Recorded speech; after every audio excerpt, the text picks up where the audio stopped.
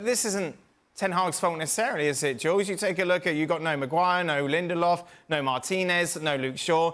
Nobody wants to be playing Casemiro and Johnny Evans at centre-back against anybody.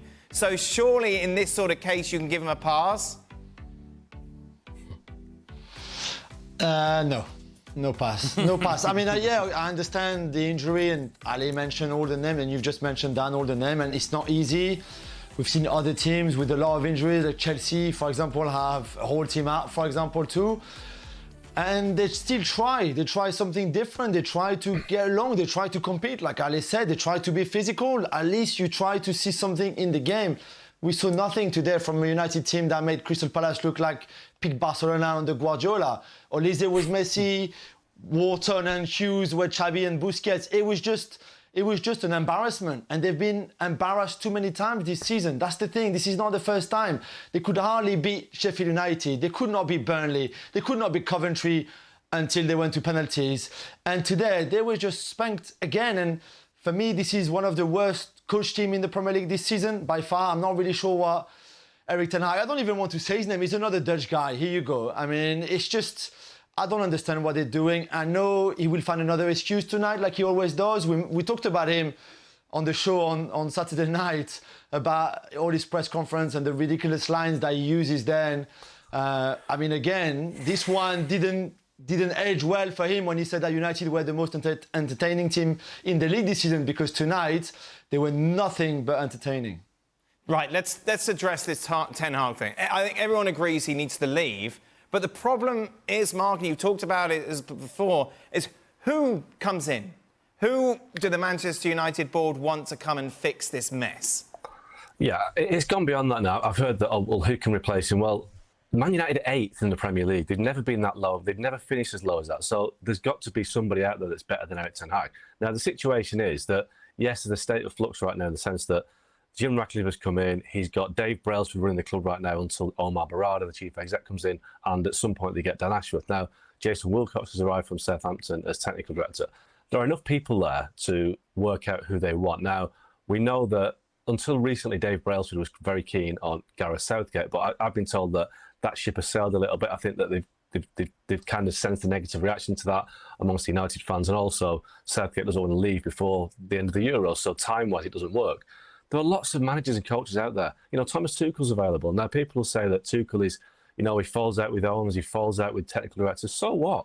Man United needs somebody who will challenge them, who will make them better, who will walk in that dressing room and command the respect of the players. It's obvious right now that Erik Ten Hag doesn't command the respect of the players. Those that are on the pitch and those that are in the treatment room that have, you know, been there for quite a while and not too keen to get off the treatment table, there's no respect for Ten Hag. You can see it. You can see it in the way that they play. You can see it in the sense that if he's got a tactical plan, they're not fulfilling it. And if he has got a tactical plan that he's trying to get across, they don't trust it. So the players don't believe in Ten Hag.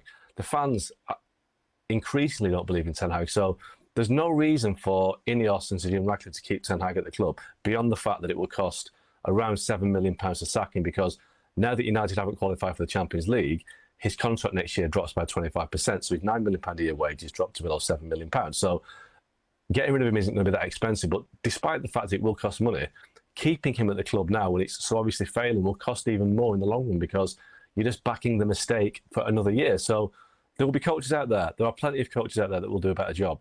Tuchel for me is top of the list, but Roberto De Zerbi, as abrasive as he is at Brighton, would get more out of these players than Erik Ten Hag. Plenty of coaches in Europe. You know, Sebastian Hoeneß at Stuttgart has had a great season. He'd be better than Ten Hag. So there are plenty of coaches out there.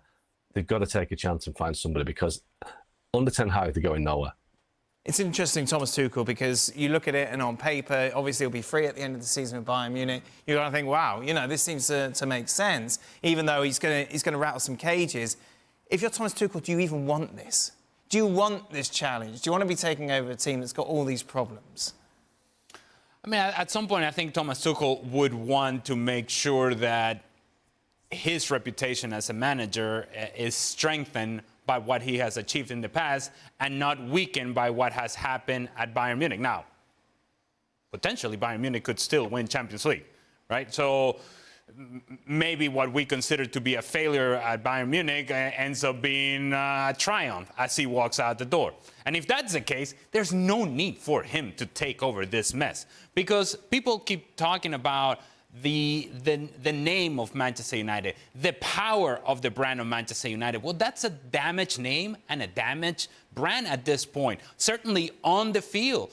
And it's not a project. It's not a one-year project. It's not a one transfer market project. This is a project that takes over the whole organization. It's not just on the field. It's everything that leads to success on the field needs to be changed and make sure that they're working for a common goal, and that there is a plan in place and an identity as to what they want to be and how they're going to get to that point. And beyond all of that, once you figure all of that, then you have to say, well, who's the manager who's willing to take on this mess too? So to your point, you have to take. I don't think Manchester United is going to get a choice of the manager that they would want. They're going to get the choice of a manager who's up and coming, who looks at this as this sort of big stepping point in their career, as a sort of the crowning achievement of where they have been. Now I'm up and coming. This is a great opportunity that I cannot pass up. Thomas Tuchel is beyond that. Jules, what do you think? I agree with both what Augie and Ali just said. I mean, last week there was a few sort of news coming out here in England saying that Radcliffe and Braceford didn't really think there was somebody better than Ten Hag, and that's why they might keep him. I mean, surely tonight, after what we saw, they've realised that there are a lot of people better than him and that he's got no control, there's just no direction, there's just nothing there, really, it's empty. And we've said that all season, it's really empty. There's nothing. Yeah, of course, he's had a lot of injuries and he can find that excuse all he wants, but this is empty. So he needs to go. And then I think Tuchel is a good shot. I agree with Augie. There's a lot of managers. Ruben Amorim has done an amazing job at Sporting. You can give him a chance. There's a lot of people you can get a chance that are better than Ten Hag, who are more structured, with a better philosophy, with a better style, with better charisma, by the way, and with more leadership as well. Because we can talk about the football, and okay, maybe he has great ideas, he just can't implement them to the squad. But what about the leadership? What about his own charisma? What about his communication that has been terrible all season? It's not just on the pitch and the result and the fact that they're 8th, because they can still win a title, by the way. Let's not forget they're in the FA Cup final somehow.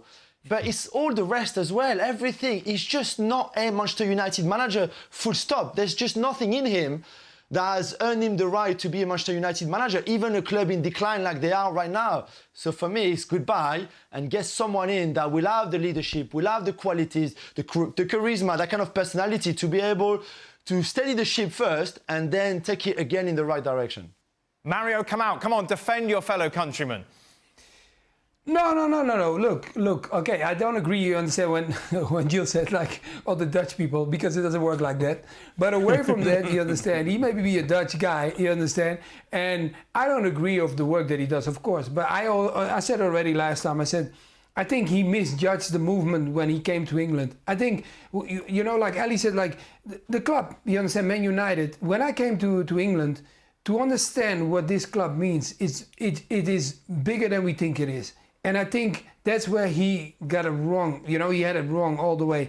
And hearing you guys talk, I think the key thing, what was as a coach, what you always should be careful of, is being in control of your team. And I think now it's coming the moment that you never want, like, I give an example. Let's say the coach walks into, right? Ferguson, he walks into the corridor. Everybody's quiet in the dressing room. That is a leader because you don't want to talk.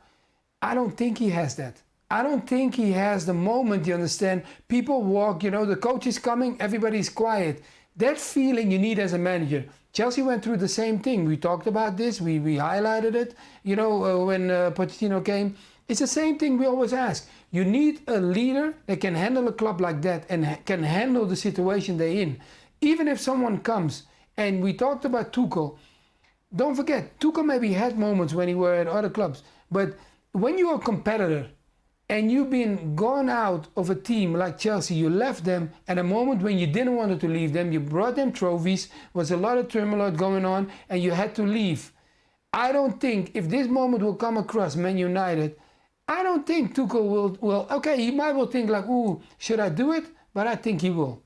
Because it's still uncompetitive. Every player is like that. You hurt him on one way, he might take the job. Looking at it overall, though, Mark, you look at the fact that Ten Hag had money in his pocket, you felt, going into the season, leading them to the Carabao Cup, obviously the FA Cup final as well, Champions League. For you, which points, where did we go from there to this stage today? I think it all went wrong after they won the Carabao Cup last season. If you look at the way the results went, until the Carabao Cup final last season, they'd won about 70% of his games. After that, it fell off a cliff. The game immediately after that was a 7-0 defeat at Liverpool. And they haven't recovered since. And I think that defeat, it exposed the weaknesses of Ten Hag's tactics. His teams can't defend. I think teams have worked it out. And, you know, as Jules said before, that they're so poorly coached. They are poorly coached because time and time again, you've seen the same problems where they're getting hit on the counter-attack. There's nobody midfield. It's basically 5 against 3 or 2 every week. They're conceding 20, 30 shots a game because he hasn't been able to coach his players to defend. So the problem with the Premier League is it's very good and it's very competitive. And even if you're a good coach, there are 19 other top coaches who can work you out pretty quickly. Now, that's happened with Ten Hag, and he hasn't found a way around that to beat teams. Yes, he's had injuries, and I hear that, the injury situation all the time. But, you know, there are suggestions that he's trained his players too hard in the summer, and they've not been able to come back from it. The pre-season was too heavy, was too hard. Players are getting injuries. Casemiro's never had a muscle strain until this season. So are the injuries down to Ten Hag, or are they down to just bad luck?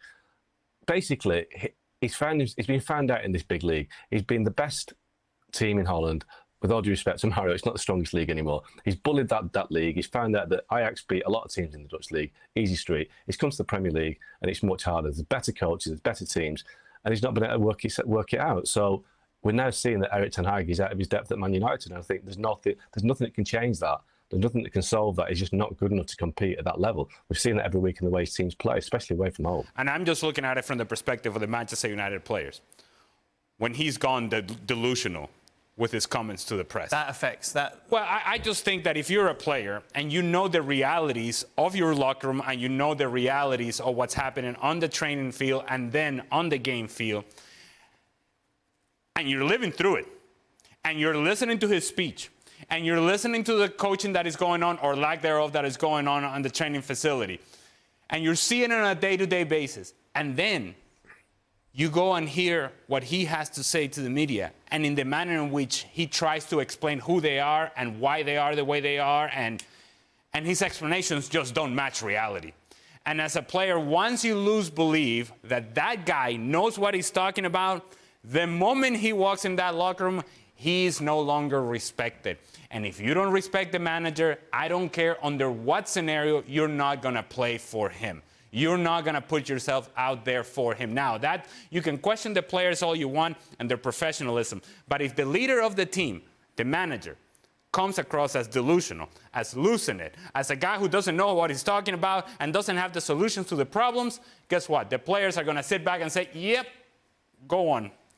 We are not jumping on this boat with you. You can drown yourself. We know, Jules, it's inevitable. Some pundits, certainly not on this show, will be saying, well, whoever comes in, they need to come out and they need to have a good clear out at Manchester United. The problem is, when you take a look at who they want to clear out, no one's going to take them, not at these sort of prices. You take a look at the size of some of these contracts, it's extraordinary. Yeah, it is. So the wages, the transfer fee, obviously, and not backed by the performance. That's the thing. If you have a player that you want to get rid of who's had a good season, but you just want to get rid of because he's over the age of 28, for example, or you want someone young, I don't know, there's a lot of reasons. It's easier to sell. If you try to sell a player that has been in shocking form like this United team pretty much all season, good luck, for Jason Wilcox and Dan Ashworth and all those people who are going to try to sell players this summer before buying, then it will be difficult. They want Branthwaite from Everton. Great. They're trying to swap Maguire and some money for Branthwaite. This is not Monopoly. We're not playing Monopoly here. This is not a game. This is a serious thing. This is a serious business.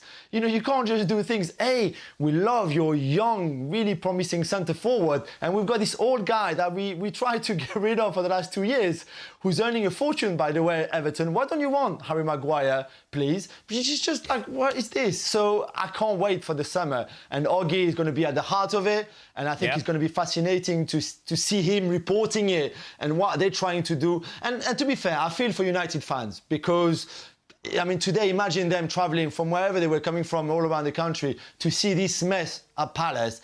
And if they just think about what the summer could look like, it's scary for them. So I feel a little bit for them, but it's going to be a circus again, there's no doubt. How does your summer look then, Mark? Well, I mean, it's going to be the same again. Now, the situation Man United is, and Jules is right, they've got a lot of players on big money and big contracts, but the real kind of catch here is that nobody in the game has got any money. So the clubs that have got money, Real Madrid, well, they're going to spend it all on Mbappe's wages and his signing-on fee. Man City have got money to spend, but they'll spend it on good players. Then you look at teams like Brighton, Brentford, you know, other clubs in the Premier League that are well managed. They're not going to want to take Man United's cast off. So they've got a lot of players who, especially those with a year left on the contract, who they just can't get rid of them. So they've got a lot of players they want to get rid of, but there's nobody out there to take them. So it's a perfect storm for Man United. They really can't move forward. I don't think they can actually move forward properly until the summer of 2025. And that's really bad news for anyone that's listening as a Man United fan. But the way the market is this summer and the way that their squad is structured in terms of the contracts left, they're going to find it really difficult to get players out, which means it's going to be difficult to get players in. And it is a catch-22 because the manager's not good enough, but the vast majority of the players aren't good enough. The players that played tonight and that have played for much of this season, they're not Man United quality, they're not Man United level. But what is happening now is just the culmination of 10 years of terrible recruitment. You've got people like Diogo Dalot, Aaron Wan-Bissaka, who are just not good enough for Man United, but they've been there forever. You know, and they're still there. And you've got people like Victor Lindelof, who's not playing at the moment. Again, he's been there forever. So you've got all these players that have gradually, over the years, dragged down Man United's level to the point where they're 8th in the Premier League. And you have to say, of the 7 teams above them right now, how many of those teams will take Man United players right now? I can't think of any. Maybe Bruno Fernandes, maybe Marcus Rashford if he's any good on a good day. But the 7 clubs above Man United wouldn't touch those Man United players. They are where they should be. And that is the indictment of Man United right now. Just one last thing on all of this, and I feel we've got to do due diligence. Mario, Crystal Palace were brilliant. The guys up front, you know, Olise, Eze, Mateta, those are guys, they know each other, they know how to play. In the middle of the park, they just keep it defensively. They were incredible. But also the energy levels, I think that's very important. So I think they played against a team that had so many new managers, so many players coming in, that they are struggling to make a team out of it. So, and Crystal Palace was ready for Man United. They were ready for it. Could they do like a Villa next season, Jules? You do wonder had Glasner arrived in July, for example, instead of Hodgson to start the season, if Eze and Olise had been fit the whole season. Because actually, I looked it up the other day, the 3 of them, the 3 that Mario just mentioned, Eze, Olise, Mateta, have only started 20% of their game in the Premier League this season. And this coincides with this great run that they're having at the moment where they're destroying teams at home, especially away. It's a bit more difficult at times. But I like his back 3. I like Wharton especially, has been a great signing for them. He was really good in the Championship, but the step up from the Championship to the Premier League is not easy at all, even when you're a young player, especially maybe when you're a young player. And he's done so well. So yeah, I think next season, maybe not to the level of Villa just yet, because top 4 straight away from 14 they are right now is not easy. But certainly a top 10 finish, I think, and to continue that progression would be very interesting. Let's sell it like that. Real Madrid, our favourites to advance. Bayern Munich 3-2 on Wednesday. Is this a stupid question, Archie? Yeah, go to Archie. Is this almost a free hit for Bayern? Shut up, Jules. Is this a free hit for Bayern, given their season and given how they've already kind of overachieved in the Champions League by comparison?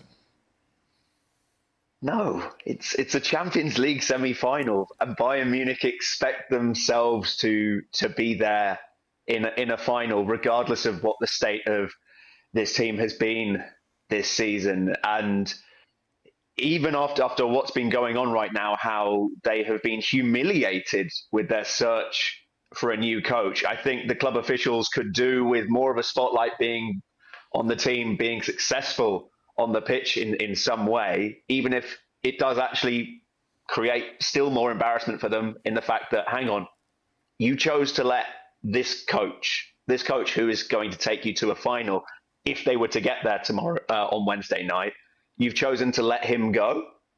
So, yeah, either way, the Bayern hierarchy will continue to lose right now, because if they go out on Wednesday night, then there's just more pressure on who exactly the new coach is going to be. And the new favourite, Dan, is a guy called Erik Ten Hag, who was Bayern Munich's second team coach.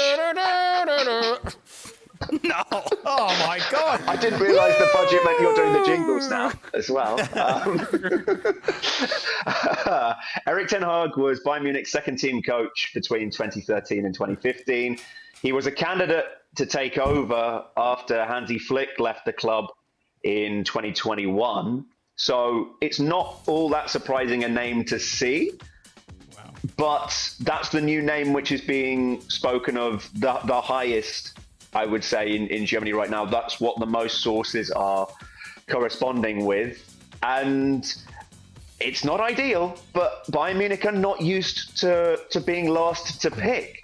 That forever, they've been having first pick of coaches who they've wanted, and now, having been turned down by Xabi Alonso, which they weren't expecting, Julian Nagelsmann also weren't expecting, and Ralf Rangnick, which just felt very naive amongst all of them, then they are lost. And you look at those coaches that I've just named you, they do different things. And it tells you how lost Bayern Munich are right now in terms of what they're looking for. And it's why Thomas Tuchel has actually looked better since his sacking was announced, because if anything, it's looked like, well, I'm still a good coach, but have you seen what's going on behind the scenes here? No chance he can do a Xavi. No, Archie, no way. If they win the Champions League, he'll say, you know what, we'll stay, but we're staying with my rules. No, I think he would enjoy it somewhat more if he did do that before sending a certain amount of fingers in the direction of the Bayern hierarchy. There has been talk of, maybe Tuchel could change his mind, but I just think there is too much water under the bridge, and particularly with the people that they've tried to hire since it's all gone down. And I think Thomas Tuchel's also a little bit sick of Germany. He wants out. Well, don't tell Derek Ray that. That'll be it. How dare you? How dare you? Archie, you've lived in Germany for a while. Do you get the Premier League? Why? Have they seen Ten Hag and Manchester United this year? I see what you did there. Bayern Munich are desperate, Dan. Wow. They are desperate. You and Derek, right now. come on, surely that double act can come in and save this. They're more than Ten Hag. There is still a good coach in there.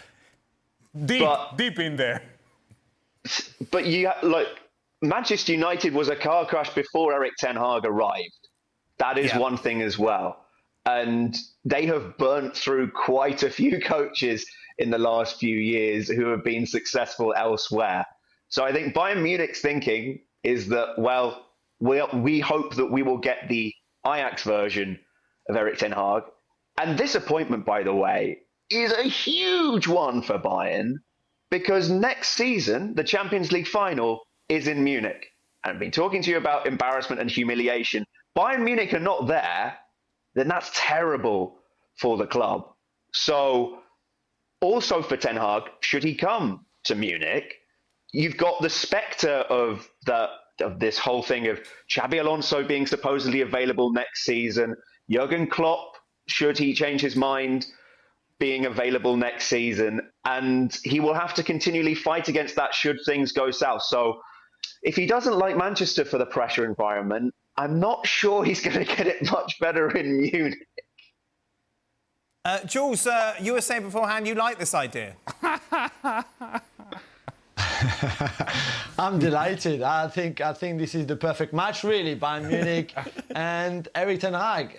And also, more seriously, I'm not sure. I don't know Ten Hag personally, but I think psychologically this season could leave some scars on him. If he gets sacked, let's say, if they get punished by City in the FA Cup final, for example, if they don't finish the season with another win, which is possible, they play Arsenal at Old Trafford on Sunday, this could be another embarrassment for them. So let's say it's a terrible end of the season.